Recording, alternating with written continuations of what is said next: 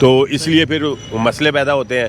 तो अब जो बाहर फुटपाथ के बाहर है ना, उसको जो आप कर रहे हैं वो बहुत अच्छा कर रहे हैं। अच्छा खालिद भाई, एक आपने चीज़ बताई कि यहाँ पर एक तो अगर दुकानदार कुछ ना रखे तो स्टॉल लग जाते हैं, रेहड़ियाँ लग जाती हैं, और उसके बाद दुकानदार जब हटाता है या फिर कोई गाड़ी वाला आता है या कोई ख़रीदार आता है तो उसको भी ये जगह नहीं मिलती।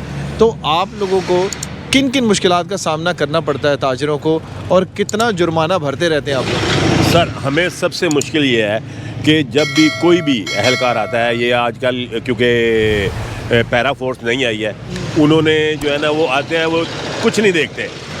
बंदा अपनी कस्टडी में बैठा है या बंदे का बाहर कोई ऐसा कस्टमर आ जाता है जिनका सामान ज़्यादा होता है, हमारी दुकान फ्रंट की है, हम फ्रंट की दुकान के बाहर सामान रखते हैं, वो सामान भी कहते हैं ये आपने क्यों रखा है, पैकिंग वाला सामान कोई सामान रखा जाता है। फ्रंट की दुकान होती है, फ्रंट की दुकान मिसाल के तौर पे अंदर की मार्केट के अंदर जो शॉप है, सेकंड शॉप जो है वो 1 करोड़ रुपए की है, तो जो फ्रंट की शॉप है वो 3 करोड़ रुपए की है। 3 करोड़ रुपये अब बंदा कोई भी दुकानदार इसलिए लगाता है कि उसको फ्रंट की जगह मिल रही है।